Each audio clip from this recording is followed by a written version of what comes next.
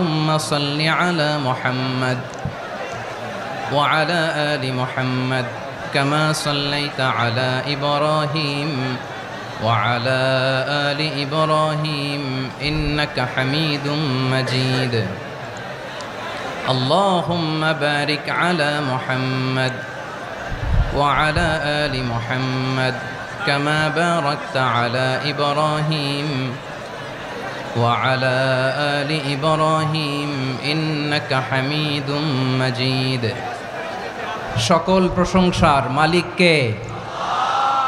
সকল ক্ষমতার উৎস কে? কেউ যেটা পারে না পারে কে? সে আল্লাহর দরবারে আমরা শুকরগুজার হচ্ছি, পড়ে নিচ্ছি কালিমাতুশ শুকর আলহামদুলিল্লাহ। সবাই গলা খুলে আওয়াজ করে পড়ুন, রব্বানা লাকাল হামদ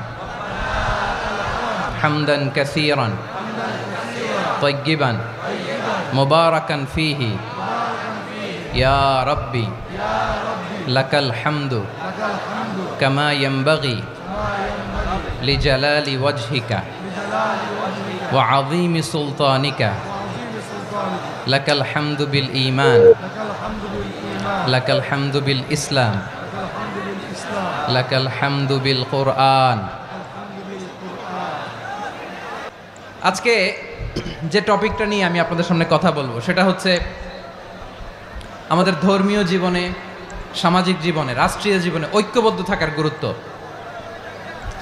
the importance of unity in our life. আমরা ঐক্যবদ্ধ থাকতে চাই কি চাই না? এই আপনাদের গলার আওয়াজ। আমরা ঐক্যবদ্ধ জীবনযাপন করতে চাই কি চাই না? চাই। ঐক্যের কোনো বিকল্প নাই। গত 50 বছর তো দেখেছি এ ডিসইউনিটি, অনৈক্য, বিভেদ, বিচ্ছিন্নতা আমাদেরকে কোথায় নিয়ে গিয়েছে। এই যে দেখেন, কিছুদিন আগে আমাদের বর্তমান নেতা ডক্টর ইউনূস, উনি সব রাজনৈতিক নেতৃবৃন্দদেরকে ডেকেছেন একটা ইস্যুকে কেন্দ্র করে। তার মানে গোটা বাংলাদেশ এক হয়ে গিয়েছে। আমরা সবাই উদ্বেলিত হয়েছি, উচ্ছ্বসিত হয়েছি, ঠিক কিনা বলেন? রাজনৈতিক নেতাদেরকে ডেকেছেন উনি, আমরা এক হয়েছি। এরপরে ধর্মীয় অঙ্গনের যে লিডাররা, বিভিন্ন ধর্মের, শুধু মুসলিম না, সবাইকে ডেকেছেন, আমরা ঐক্যবদ্ধ হয়েছি। এটাকে বলে ন্যাশনাল ইউনিটি, জাতীয় ঐক্য। যে কোনো ধরনের কনস্পাইরেসি, ষড়যন্ত্র, আধিপত্যবাদ মোকাবেলায় জাতীয় ঐক্যের চেয়ে মোক্ষম হাতিয়ার আর নাই। আমাদের একটা প্রতিবেশী দেশ আছে, আমরা আমাদের দেশ নিয়ে যত ভাবি তারা তার চেয়ে বেশি ভাবে। কথা বুঝতেছেন না? আরো ভেঙে বলতে হবে। হ্যাঁ, আমরা আমাদের দেশ নিয়ে যত উদ্বিগ্ন, এদের আরো টেনশন বেশি। বলেন, আমাদের দেশে শান্তি আছে না নাই? আমরা হিন্দু মুসলিমে কখনো দাঙ্গা লাগে?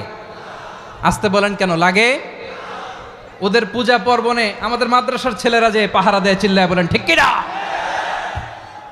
আমাদের তাফসির মাহফিলের সময় ওরা ডিস্টার্ব করে, ঢোল বাজায় না।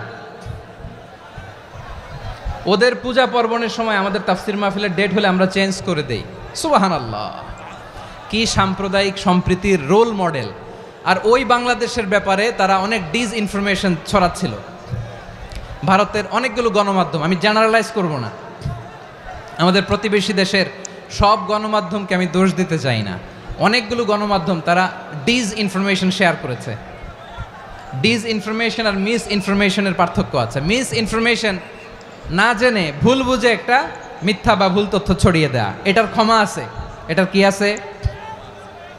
আর ডিসইনফরমেশন মানে ইচ্ছা করে, প্ল্যান করে, ম্যাপ করে, ছক এঁকে মিথ্যা, গুজব, রটনা সোশ্যাল মিডিয়ায় ছড়ানো, এটার ক্ষমা আছে? আওয়াজ করে বলেন, ক্ষমা আছে? ভারতের কিছু গণমাধ্যম তাই করেছে। আমরা ব্যথিত হয়েছি, আমাদের হৃদয়ে রক্তক্ষরণ হয়েছে। আমাদের প্রতিবেশী দেশকে বলতে চাই, আমাদের দেশ নিয়ে আপনাদের ভাবার দরকার নাই। নিজের চরকায় তেল দেন, নিজের দেশ নিয়ে ভাবেন। গত মাসের ভয়েস অফ আমেরিকার রিপোর্ট, বাংলাদেশে সংখ্যালঘু জনগোষ্ঠী আগের চেয়ে বেশি নিরাপত্তা পাচ্ছে। Report voice of America, Muslim report নাকি? মুসলিম জরিপ, ভয়েস অফ আমেরিকা। কথা বুঝে নাই বোধহয়। ভয়েস অফ আমেরিকা কি আমাদের রিপোর্ট? না, ভয়েস অফ আমেরিকার জরিপ, বাংলাদেশের সংখ্যালঘু জনগোষ্ঠী আগের চেয়ে ভালো নিরাপত্তা পাচ্ছে। শুধু এখানেই শেষ না, মাইক্রোসফটের একটা জরিপ শোনাই আপনাদেরকে। তারা সারা পৃথিবীতে গুজব, ভুয়া আর মিথ্যা নিউজ ছড়ানোতে কোন দেশ সেরা একটা রিপোর্ট করেছে। এর মধ্যে 1 নম্বরে এসেছে ভারতের নাম। মাইক্রোসফট তো মুসলমানরা চালায় না, কথা বোঝে নাই বোধহয়। প্রতিবেশী দেশকে বলবো, আপনারা নিজের চরকায় তেল দেন, আপনারাও শান্তিতে থাকেন, আমাদেরকেও শান্তিতে থাকতে দেন। সব চেঞ্জ করা যায়, প্রতিবেশী চেঞ্জ করা যায় না। আমাদের ল্যান্ড তাদের ল্যান্ড, পাশাপাশি। আমরা চাই তারাও সুখে থাক, আমরাও সুখে থাকি, ঠিক কিনা? কিন্তু প্রতিবেশী হলে বন্ধুত্বপূর্ণ আচরণ করতে হয়। প্রতিবেশী যদি বন্ধু না হয়ে প্রভু হতে চায়, এরকম দানব প্রতিবেশী কেউ চায় না। ভারত যদি বন্ধুত্ব উপহার দেয়, আমরাও বন্ধুত্ব দিব, কি বলেন? তারা যদি বন্ধুসুলভ আচরণ করে, আমরাও বন্ধুত্ব উপহার দেব। কারণ আমাদের পররাষ্ট্র নীতি হচ্ছে সবার সাথে বন্ধুত্ব, কারোর সাথে বৈরিতা নয়। আলহামদুলিল্লাহ বলেন, কত চমৎকার পলিসি আমাদের। আমরা নির্বিবাদী, আমরা বাংলাদেশিরা শান্তিকামী, we are proud of that. এজন্য আমরা গর্ববোধ করি। আমাদের পররাষ্ট্র নীতি সবার সাথে বন্ধুত্ব, কারোর সাথে শত্রুতা নয়। তাই প্রতিবেশী দেশকে বলবো, আমার ভাইয়েরা, আপনারাও আমাদের ভাই, বন্ধুত্ব দিলে বন্ধুত্ব পাবেন। বন্ধুত্ব ইজ ওয়েলকাম, দাদাগিরি নয়। বন্ধুত্ব ওয়েলকাম, দাদাগিরি নয়, লাউড অ্যান্ড ক্লিয়ার। ভারত যদি বন্ধুত্ব দেখায়, বন্ধুত্ব পাবে। কিন্তু ভারত যদি বাংলাদেশে আধিপত্যবাদ বিস্তার করতে চায়, বাংলাদেশের 18 কোটি জনগণ সেটা রুখে দেবে। ভারত যদি গৌর গোবিন্দের ভূমিকায় নামতে চায়, দেশের 18 কোটি মুসলমান শাহজালালের ভূমিকায় নামবে।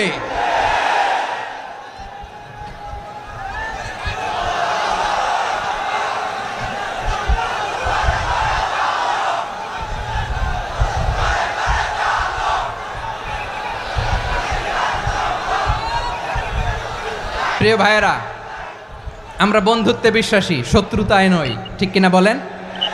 আল্লাহ আমাদেরকে বোঝার তৌফিক দান করুক। তাহলে এই যে তারা বলেছে এদেশে সংখ্যালঘুরা কষ্টে আছে, দুঃখে আছে, এটা কি ঠিক? বলেন, এটা কি ঠিক? না, তারা ডিস ইনফরমেশন শেয়ার করেছে, এটা ঠিক নয়।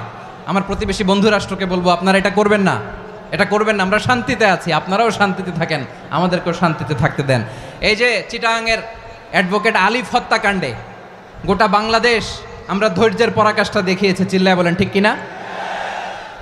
আমাদের নেতা আমাদেরকে ডেকেছে, আমরা শান্ত থেকেছি। আমরা শান্ত থাকতে চাই, আমরা ঐক্যবদ্ধ থাকতে চাই। যে কোনো ষড়যন্ত্র রুখে দেওয়ার জন্য ঐক্যবদ্ধ প্রচেষ্টার কোনো বিকল্প নাই।